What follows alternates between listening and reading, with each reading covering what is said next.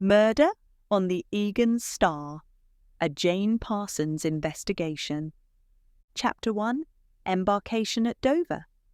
Jane Parsons stepped out of the hired motor car, her boots crunching softly against the gravel. She paused a moment, lifting her eyes to behold the gleaming vessel before her, the Aegean Star, an opulent new cruise liner destined for Athens. The ship was a marvel of engineering and refinement. Her hull was painted a sleek ivory white, her railings trimmed in polished brass, and from the decks floated a faint melody of violins, courtesy of the ship's resident quartet, already rehearsing for the maiden voyage. Jane took in the elegant typography of the ship's name etched in gold lettering, and narrowed her eyes with a mixture of curiosity and calculation. She was not here on holiday, but because she had been requested to join by a woman whose word carried weight in high society. A uniformed porter approached and tipped his cap. "Miss Parsons, I presume? Lady Farnsworth is expecting you aboard. Your trunk has already been taken to your cabin." Jane offered a nod and handed him her small valise, which contained not evening gowns or sun hats, but her usual essentials, notebooks, gloves, and a well-used magnifying glass. Her auburn hair was pinned neatly beneath a navy cloche hat, and the cut of her long woolen coat spoke of discreet tailoring rather than fashion excess. She carried herself like a woman who had seen the world and had long stopped being surprised by it. As she ascended the gangway, she cast a quick glance over the other passengers already boarding, an eclectic mix of titled gentlemen, diplomats' wives, retired colonels, foreign scholars, and tourists with parasols and novels. There were murmurs of excitement about the voyage, sunlight in Athens, a private museum visit, dinners with Count Vasilis in Piraeus. But Jane noted the undercurrent of pretension with which they moved, as if stepping aboard meant ascending above the affairs of the common world. It was precisely among such people that secrets brewed. At the top of the gangway stood a steward in pristine livery. "Miss Parsons, you are in Suite 9B, upper deck. Lady Farnsworth asked that you join her for tea in the Magnolia Lounge at 4 o'clock. "Thank you," Jane replied. Inside, the ship's grandeur unfolded like a theatre set. Mahogany panels gleamed under brass fixtures. Stained glass skylights dappled the floor with colour. The scent of beeswax polish and salt air filled her nose. She made her way through the corridors with quiet intent, mentally mapping the layout: observation deck to the fore, dining saloon amidships, smoking room on the starboard side. Everything was arranged for elegance, distraction, and the illusion of safety. Suite 9B was modest but well furnished: velvet drapes, a writing desk, a private bathroom with porcelain taps. Jane unpacked only the essentials and glanced at the small clock on the wall. She had just under an hour before tea. At precisely 4 o'clock, Jane entered the Magnolia Lounge, a sun-drenched chamber decorated in cream and lilac, with windows framing the sea. A string trio played in the corner. Genteel laughter floated across the room. Lady Eugenia Farnsworth sat at a corner table, upright and dignified, her lace-gloved hands folded around a delicate teacup. A diamond brooch, the size of a robin's egg, sparkled on her chest. Her powdered hair was swept high and fastened with jet combs. One did not expect someone so regal to appear concerned, but Jane had known Lady Farnsworth from a previous incident involving a stolen tiara and a dishonest valet. When Eugenia sent word requesting Jane's discreet presence, Jane understood that beneath the layers of silk and etiquette, something was decidedly amiss. "My dear Miss Parsons," the lady said with cool relief, "you have come. How prompt you are, even by shipboard standards." Jane smiled faintly and sat down. Lady Farnsworth took a sip of her tea, then leaned forward slightly. "I dare say this voyage will be marred before it even begins. There is a man aboard this ship, Reginald Amesbury. Do you know the name?" "I do," Jane said. Art dealer, theatrical, often scandal adjacent. Indeed, the lady sniffed. He dealt in pieces he had no business acquiring, made enemies in every salon from Kensington to Constantinople. I believe he's up to something here. I cannot say what exactly, but I heard a conversation on the quay before boarding, a whispered argument, rather violent in tone. He has enemies on this ship, Miss Parsons. Of that I am sure. Jane considered this. What role would you like me to play? Observe, said the Dowager. Discreetly. If I am mistaken, you may return to your books and sunbathing. But if I am right, I would rather we not wait for scandal or something worse. Jane nodded slowly. Very well, I shall keep my eyes open. Just then, a voice broke through the room, a booming, self-satisfied baritone. My dear Lady Farnsworth, we are all aboard, I see. What a glittering company we shall make. They turned. Reginald Amesbury had entered the lounge, resplendent in a cream-coloured linen suit and holding court already. His moustache was waxed into theatrical curls, and a silk cravat spilled from his collar like a stage prop. Beside him hovered a steward, visibly anxious to escape the man's grandiose dictation about wine vintages and lighting for his sunset sketches. Their eyes met, Jane and Amesbury. His expression faltered for a brief moment, a flicker of recognition, perhaps even unease. Then, just as quickly, he beamed with charm. Miss Parsons, is it not? He said, striding toward her. You're quite famous among certain circles. I didn't expect to find you here. Jane gave a polite smile. Nor did I expect to find you. Fortune favours the bold, doesn't it? Amesbury chuckled, then turned his attention to Lady Farnsworth. Do enjoy your tea, dear lady. I shall see you at dinner. I have quite the surprise for our captain. He left with a flourish, trailed by his entourage, an ex-opera singer, a mysterious Greek officer, and a pale young woman who looked like she wished she were anywhere else. Lady Farnsworth exhaled deeply. That man is a firework waiting to go off. As the string trio resumed a soft waltz, Jane Parsons leaned back and began to study the lounge, not just the man who had drawn so much attention, but also the shadows that surrounded him. Chapter 2. A toast, a tension, a threat. Dinner on the Aegean Star was nothing short of a spectacle. At precisely 8 o'clock, the first seating of elite guests gathered in the grand dining saloon, an opulent hall adorned with high vaulted ceilings, alabaster columns, and cascading crystal chandeliers. Mahogany tables were dressed with fine china and monogram napkins, while liveried waiters moved with choreographed grace, offering delicacies like roasted quail with grape compote and chilled asparagus mousse. A soft string quartet played near the marble fireplace, and the scent of lavender oil drifted faintly from the linens. Jane Parsons, now dressed in a simple but elegant navy blue gown with a modest strand of pearls, entered the room discreetly. She was escorted to her seat at table 11, near the captain's dais. She quickly took stock of her fellow diners. To her left sat Miss Theodosia Bright, a pale, bird-like young woman in a silvery chiffon dress. She was clutching a small beaded handbag in her lap, and seemed startled even by the clinking of glasses. Her eyes wandered the room as though looking for an escape route. Across from Jane was Clarence Vale, a well-fed, red-faced man in his mid-40s. He wore a monocle that gleamed under the chandelier's light and had the habit of tugging at his collar as though perpetually too warm. Vale was a baronet's youngest son, entitled, unsuccessful, and bitter about both. At the far end of the table was Madame Lisette Moreau, the French opera singer with a past as dramatic as her soprano. She was dressed in deep crimson and adorned with heavy pearls. Her fingers glittered with rings, and she smoked from an elegant silver holder. She eyed everyone with faint amusement, sipping wine slowly.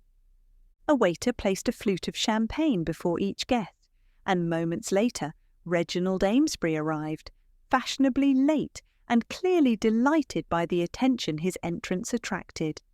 He wore an ivory dinner jacket with a green carnation in his lapel and carried himself with a smug look. "Ah, Miss Parsons," he cried, sliding into the seat beside Theodosia, "still scribbling your little notes and peering behind velvet curtains?" "I find them more revealing than velvet jackets," she replied dryly, causing Madame Moreau to chuckle. The toast was made by Captain Julian Weatherby, a stately man with a chiselled jaw and a deeply lined brow. His speech was brief but spirited. "To the Aegean Star, her first voyage, and the fine company she carries, may we all arrive in Athens more enlightened and no less sober." Laughter followed, and glasses clinked. The first course was served, and for a while the conversation turned to light banter and travel tales. But the civility soon fractured.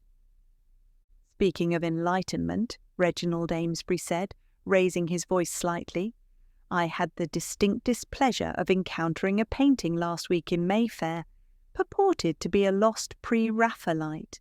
In truth, it was a forgery, sloppily aged, badly varnished, utterly fraudulent, and yet it had found its way into the hands of a certain collector." He turned his gaze sharply to Clarence Vale. The table fell quiet. Vale's cheeks reddened. "Are you suggesting—" "Oh, I don't suggest, dear boy. First state, bluntly, whoever sold it to you was either a criminal or a fool." Clarence slammed his fork down. "You're a parasite, Amesbury. You've been stealing art from fallen estates for decades and laundering it with French flair." Amesbury grinned. Better a thief with taste than a nobleman with none. "Gentlemen," Captain Weatherby said warningly from across the room. Jane, observing, noticed how Miss Bright's hands trembled.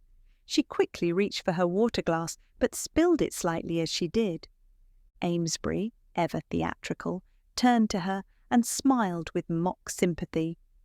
"Don't worry, dear Miss Bright. Not everyone is cut out for heated discourse. Some of us are better seen than heard." She looked as though she might cry. Jane narrowed her gaze. In her experience, cruelty dressed as wit was the favoured weapon of the manipulator. As dessert was served, a delicate orange soufflé, Madame Moreau finally spoke.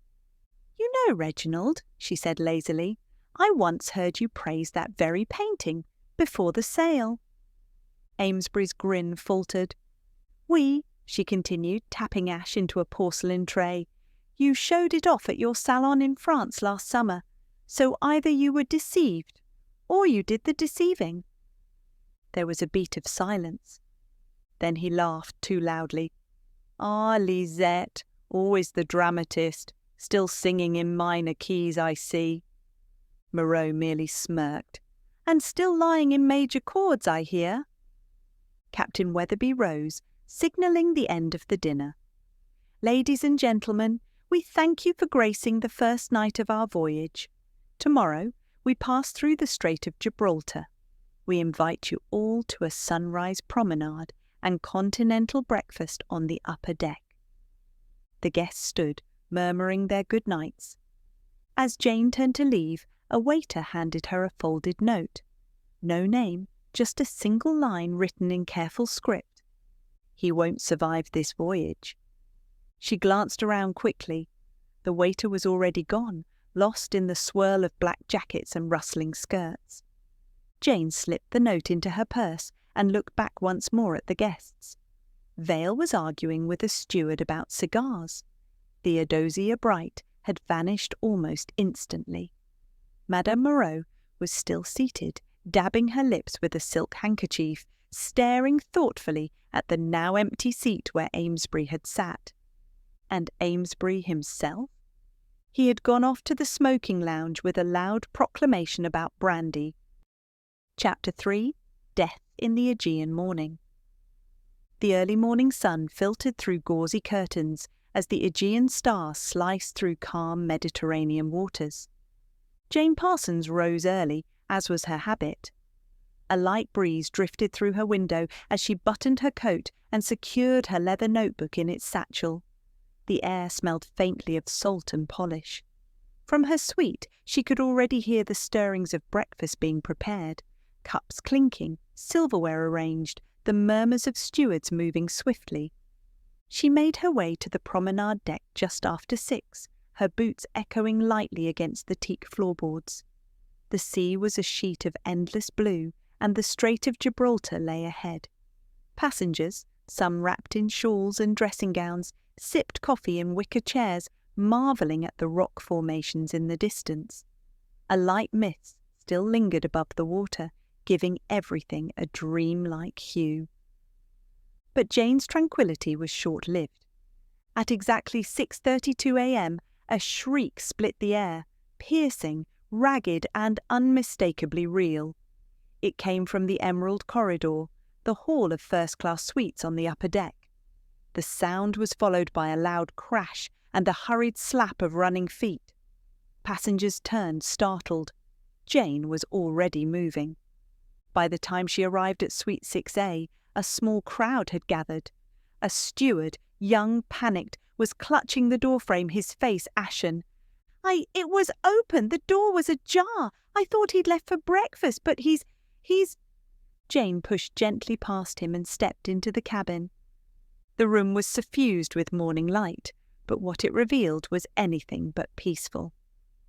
Reginald Amesbury lay sprawled across his velvet chaise lounge, one arm draped awkwardly over the side. His shirt was half unbuttoned, a glass of something dark spilled on the Persian rug below him. His face was tinged with an unnatural pallor, and his lips were stained an eerie blue. His eyes were open but lifeless. Jane moved quickly but methodically. She crouched beside him, feeling for a pulse, not that she expected to find one. His skin was cold. She lifted the glass and sniffed. Brandy, but bitter. Poison. Footsteps pounded behind her as Captain Julian Weatherby entered, followed by Dr. Hamilton, the ship's physician, a grey-haired man with steady hands and a perpetual expression of weary caution.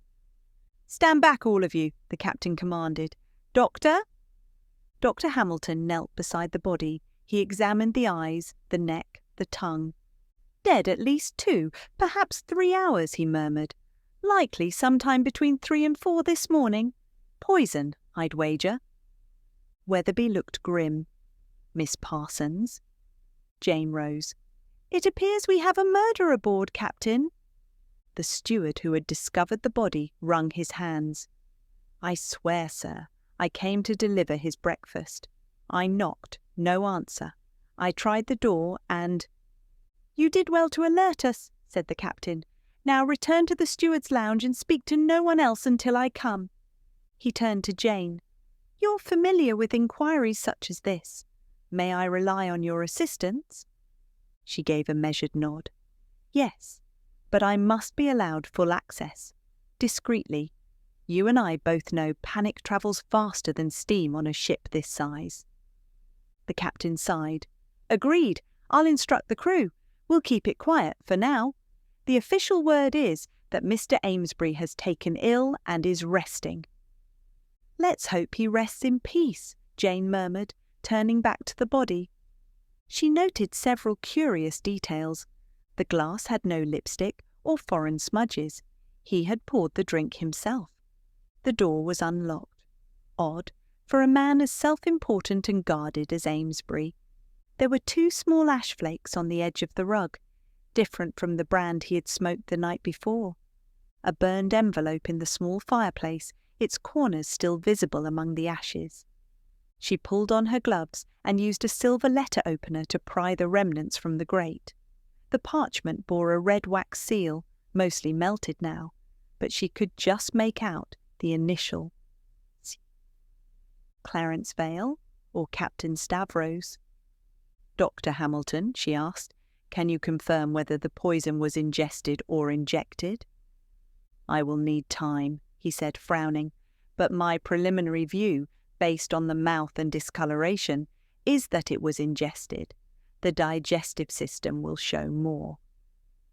By mid-morning, a solemn crew of stewards moved Amesbury's body under a white sheet and carried him through the staff corridor to the ship's makeshift infirmary. None of the guests were told. Not yet. Jane returned to her suite and opened her notebook. On the first page she wrote, "Case notes, the Aegean Star. Deceased, Reginald Amesbury. Time of death, approximately 3 to 4 a.m. Cause, suspected poisoning. Initial suspects, all with known grievances. Clarence Vale, argument at dinner, connection to forged painting, family scandal. Miss Theodosia Bright, nervous disposition, formerly represented by Amesbury, possibly manipulated. Madame Lisette Moreau, long-standing feud, public insult last night. Captain Leontis Stavros, Greek first officer, has a history with Amesbury related to art trafficking. Observation, door left ajar. Burnt letter. Poisoned drink appears self-administered. Additional clue, anonymous note from night before. He won't survive this voyage." Jane closed her notebook and looked out at the sea, now brighter under the rising sun. Someone aboard this ship had carefully planned Reginald Amesbury's death. They had counted on the ship's isolation, the distractions of luxury, and perhaps even the storm of grievances surrounding the man to disguise their hand. But Jane Parsons was not so easily deceived. The Aegean Star had left port carrying secrets. One of them had just become deadly. Chapter 4. 4 Faces of Guilt. Reginald Amesbury's sudden illness had kept gossip at bay for only so long. By noon, whispers danced like shadows through corridors, lounges and card rooms. Jane, however, was not interested in whispers. By the captain's arrangement, she had been granted access to a private meeting room beside the ship's library, a quiet space panelled in oak, with deep blue carpeting and a wide table ideal for interrogation. A steward brought in tea and left wordlessly. Jane opened her notebook and arranged her thoughts. She would begin with the most volatile. 1. Clarence Vale, the entitled aristocrat. Clarence entered the room already perspiring, despite the room's coolness. He dabbed at his brow with a silk handkerchief and slumped into the chair across from Jane. "I must say," he began, "this is highly irregular. I came aboard for a voyage, not an inquisition." "You came aboard," Jane replied calmly, "with a man you publicly threatened over dinner and who is now dead. I suggest we proceed with clarity." Vale blinked. "I didn't kill him," he said at once. "I was angry, yes. The man humiliated me. That painting, he sold it to me through an intermediary, told me it was an exclusive rediscovery. Bah! Worthless drivel. My father would have had a stroke." "And yet you confronted him last night, publicly." "He goaded me. That was his way. Reginald liked setting fires and then watching them burn." "Where were you between 3 and 4 in the morning?" "Playing poker in the gentleman's salon. Ask the Greek officer, Stavros. He was there half the night. Lost a tidy sum too." Jane made a note. "Did you ever see Amesbury after dinner?" Number.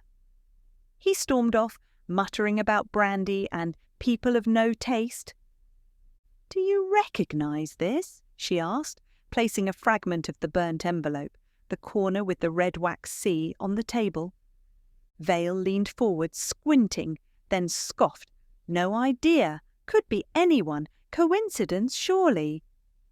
"Perhaps," Jane said, though she didn't believe in coincidences. When Vale left the room, he glanced back once over his shoulder. For a moment, Jane thought she saw something in his eyes. Not fear exactly, but a deep and wounded pride.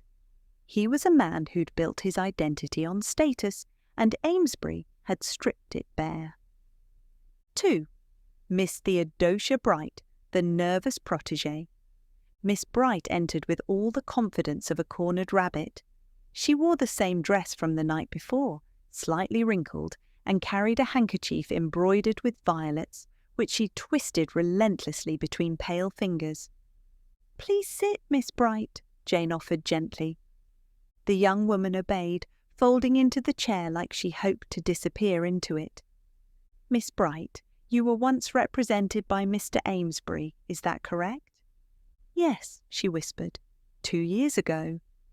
"You were an artist then? A painter, landscapes. He said I had promise, took my work to Paris and said he'd find buyers." "And did he?" She hesitated. Her lips trembled.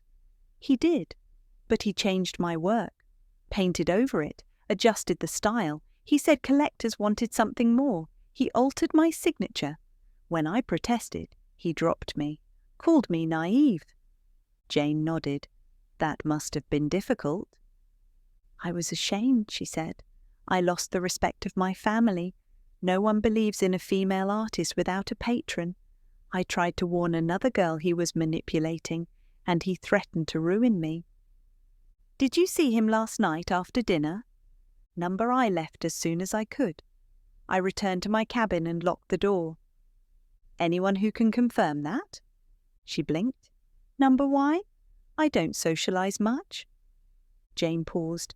"Do you recognize this wax seal?" She showed the same burnt corner. Theodosia stared at it and looked away. "No," she said too quickly. "Are you sure?" Her eyes shimmered. Yes. She was hiding something. Of that Jane was certain. But whether it was guilt or simply a shame too deep to name, she couldn't yet tell. 3. Madame Lisette Moreau, the diva, with a score to settle. Madame Moreau swept into the room with the confidence of an empress. She wore a mauve silk gown and a long fur stole, wholly unnecessary in the summer heat. Her perfume, bold and floral, lingered even before she sat. "So," she purred, "the investigator, you have questions, ma chère?" "I do," Jane said, smiling politely. "Let's begin with your relationship to Reginald Amesbury." Lisette laughed once, sharp and theatrical. "We were adversaries, not friends.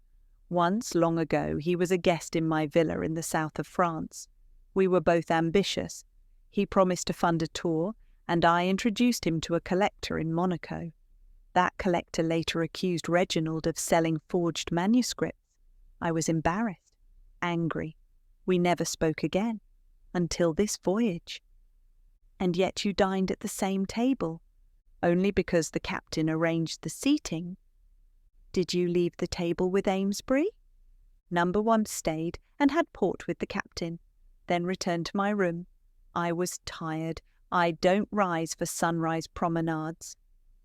"Did you send him any letters yesterday?" Lisette's eyes glittered.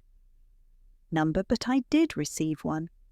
An anonymous note slipped under my door." Jane perked up. "What did it say?" "It warned me to stay away from Mr. Amesbury, said he was dangerous. That was all, no signature." "May I see it?" "I burned it," she said. "Old habits." Jane tapped her pen thoughtfully. "Do you know of anyone else who may have hated him more than you did?" Lisette leaned forward. "I hated what he did, but I am not a murderer. I prefer public destruction to private death. That's the theatre in me." 4. Captain Leontis Stavros, the watchful officer. The final interview was with the tall and unsmiling Captain Leontis Stavros, first officer of Greek descent, known among the passengers as aloof and precise. His uniform was impeccable, his boots polished to a mirror shine.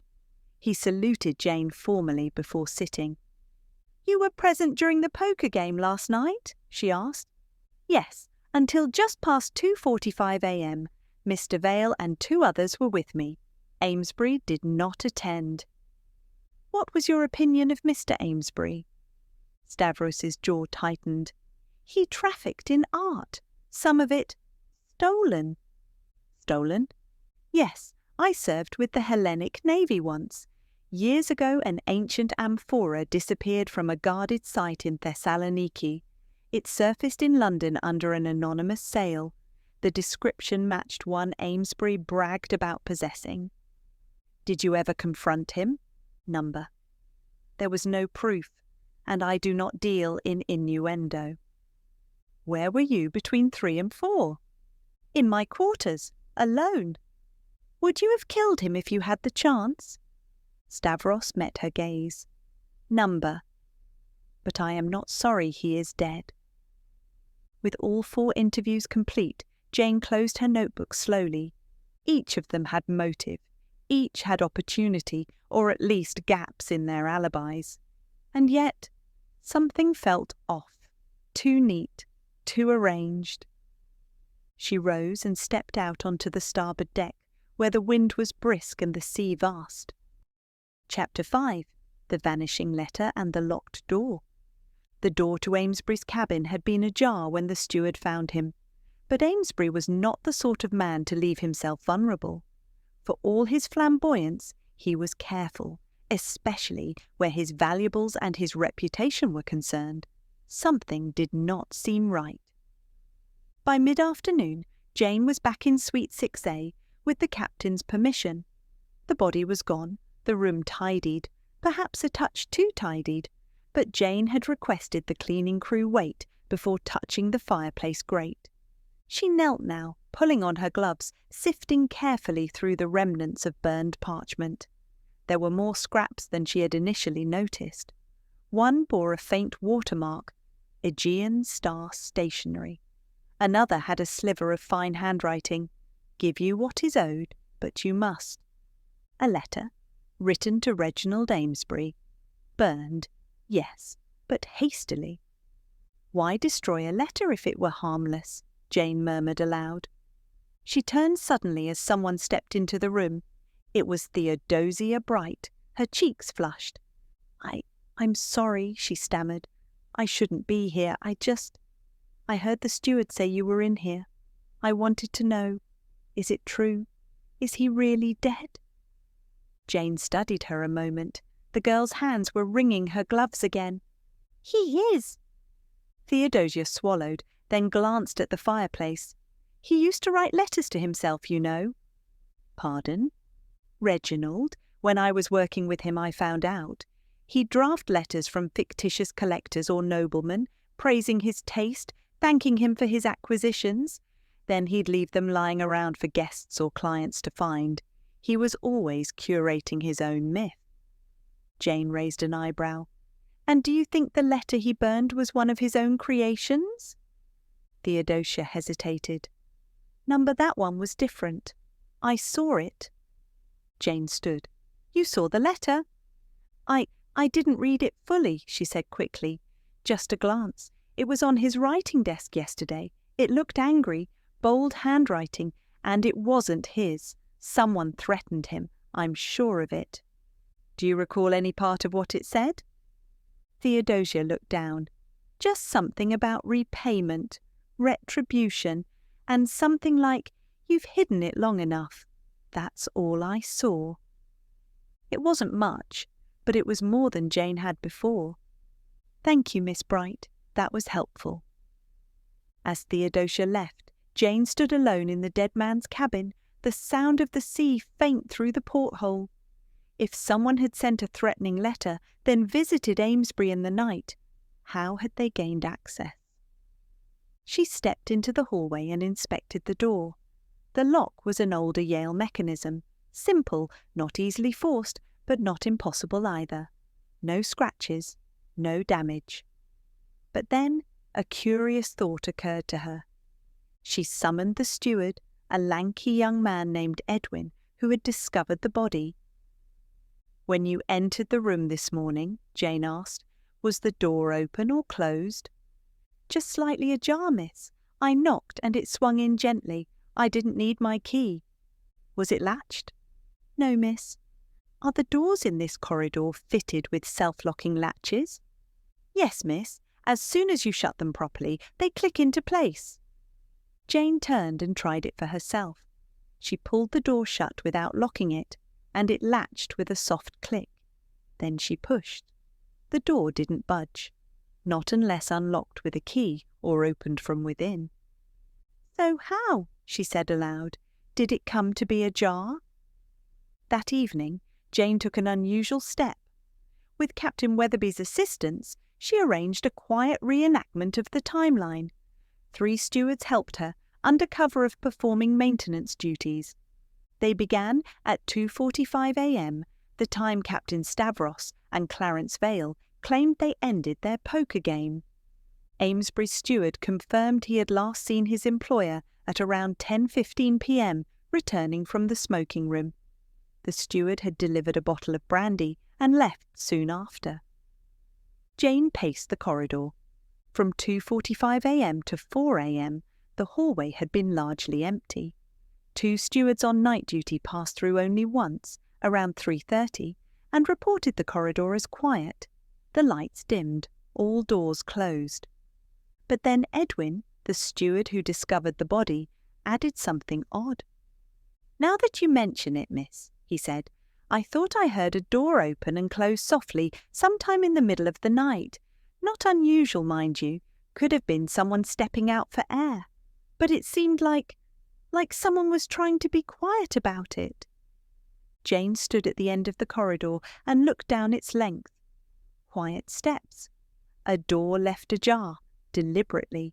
Someone had exited and allowed the door to close without latching, so that in the morning it would open easily. A trick, a false impression of discovery. Jane returned one more time to the suite that evening, accompanied by Dr. Hamilton. He had completed the post-mortem. The poison, he said, was strychnine. Fast-acting, agonizing, it would have taken effect within minutes of ingestion. In the brandy?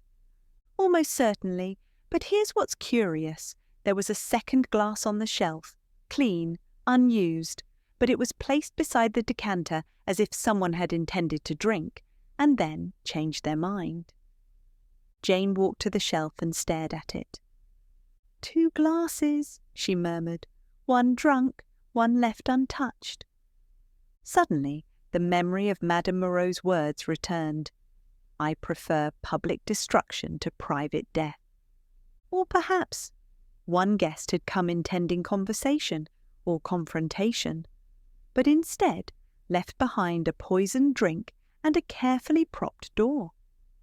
Just as she was preparing to leave the suite, Jane noticed something beneath the dressing table, a torn scrap of fabric. She crouched and retrieved it. It was part of a linen handkerchief embroidered with a faint violet motif, identical to the one Theodosia Bright had clutched that morning. Chapter 6. Beneath the Marble Decks. The Aegean Star sailed past the rocky coastlines of Crete that afternoon, sun gleaming off her brass rails, sea air crisp and bright. Jane stood alone in the dimly lit cargo hold, far below the luxury and laughter of the upper decks. The air was musty and cool, a sharp contrast to the summer warmth above. Crates were stacked in rows, each one stamped with customs insignia and coded shipping numbers. She had gained access through the chief purser, after suggesting, gently but firmly, that a proper inquiry could implicate the company if access were denied. She lit a small lantern and walked between the stacks, noting several crates marked Ceramic Athens and Oil Paintings, Private Collector. But one crate, half hidden beneath canvas, drew her attention. Unlike the others, it bore no manifest. The label had been torn off. The crate was sealed, but not locked. Jane pried it open carefully. Inside, she found 3 amphorae, ancient Greek pottery, unmistakably authentic. Each bore signs of age and restoration, and at the bottom of the crate, wrapped in old newspapers, lay a fragment of a marble frieze, its sculpted lines elegant and unmistakably Hellenic. Stolen antiquities. She knew at once that this was the heart of it. Amesbury had not just been a pompous art dealer, he had been trafficking in ancient treasures, stolen from excavation sites across the Mediterranean and smuggled under false papers. She leaned closer, inspecting a folded paper tucked into the straw beneath one amphora. It was an inventory list, handwritten, with shipping references and coded initials beside each item. A1, Corinthian vase, CV A3, bronze figurine, LSB7, amphora, cracked, TBX2, marble panel, partial, R, A. Jane narrowed her eyes, CV, Clarence Vale, LS, likely Leontis Stavros, TB, Theodosia Bright, RA, Reginald Amesbury. All 4 suspects connected. Whether as investors, carriers, or complicit witnesses, they were all tied to the smuggling ring. But then, why would any of them kill Amesbury? He was the linchpin. Without him, their operation risked collapse, unless he had threatened to expose them or cut them out. Suddenly, she heard footsteps. Jane quickly doused the lantern and stepped behind a stack of crates. The heavy clunk of boots echoed through the hold. A figure emerged in silhouette, a crewman possibly, but he walked with a strange hesitance, as if unfamiliar with the space. The figure knelt beside the very crate Jane had opened and reached inside. After rummaging through the straw, he cursed softly. Then he pulled something from his coat, a small bundle wrapped in cloth, and tucked it into the crate. He wiped his gloved hands and turned toward the corridor leading aft. Jane followed silently, her boots noiseless on the wooden floor. At the edge of the corridor, she caught a clearer glimpse. The man wore a standard crew uniform, but the gait was wrong, stiff and deliberate. As he reached the end of the corridor, he glanced behind him, and Jane saw his face for only a split second. Not a crewman at all, it was a passenger, someone she had seen briefly at the captain's reception. A quiet man in his late 50s who had not made much of an impression. She recalled only his name, Mr. Victor Lennox, supposedly a retired banker from Bristol. He vanished through a side door. Victor Lennox, not one of her 4 suspects, not connected, at least not openly. And yet he had just tampered with the crate holding stolen artifacts. Later that evening, as the sun began to dip behind the horizon, Jane returned to her suite to find her door ajar. She stepped inside slowly. Her room looked untouched, almost. The edge of her travel case had been shifted slightly. Her ink bottle was now half full when she recalled it being nearly empty, and the envelope containing her original case notes had been opened and resealed. Someone had searched her room. She moved to the writing desk and found something else, a sheet of paper she hadn't left there. No signature, just a simple message. Stop while you still can, you don't know who you're dealing with.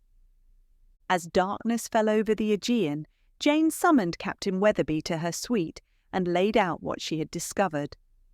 "Smuggled antiquities," he said, brows furrowed. "In my cargo hold?" "More than that.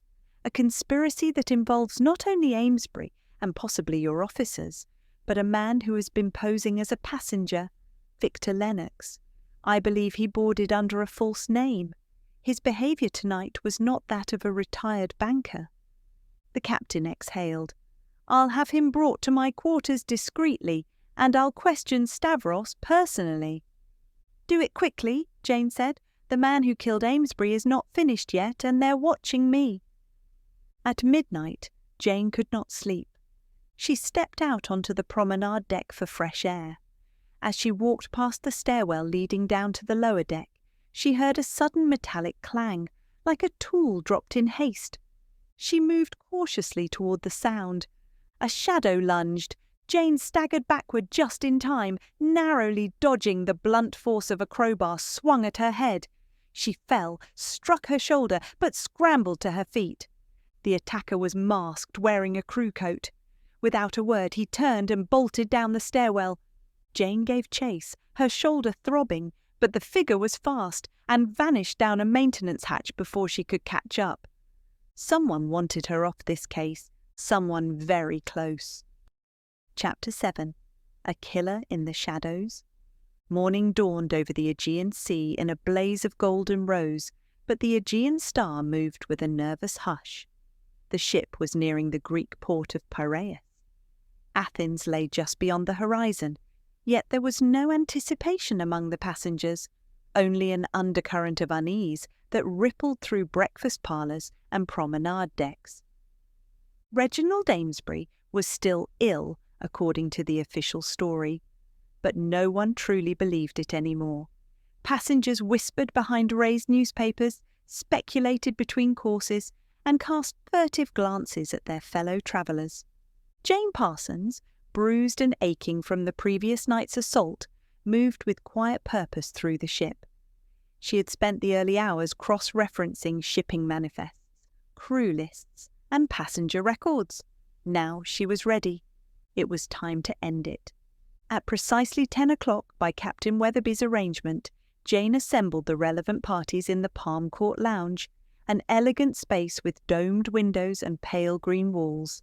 Present were Clarence Vale, red-eyed and defiant; Miss Theodosia Bright, wringing her embroidered handkerchief; Madame Lisette Moreau, regal and cool, fanning herself with calculated disinterest; Captain Leontis Stavros, arms folded, jaw set; Captain Weatherby, standing stiffly near the door; Victor Lennox, seated quietly in the corner, expression unreadable. Jane remained standing, her notebook in one hand. "I have gathered you all here," she began, "because the murder of Reginald Amesbury was not merely an act of passion. It was the execution of a precise and calculated plan, rooted in greed, revenge, and deception." A hush fell over the room. "You were all, in some way, connected to Amesbury's operation. He smuggled antiquities, ancient Greek treasures stolen and transported through false manifests. Clarence Vale funded certain acquisitions. Theodosia Bright's artworks were used to disguise stolen artifacts inside frames and crates.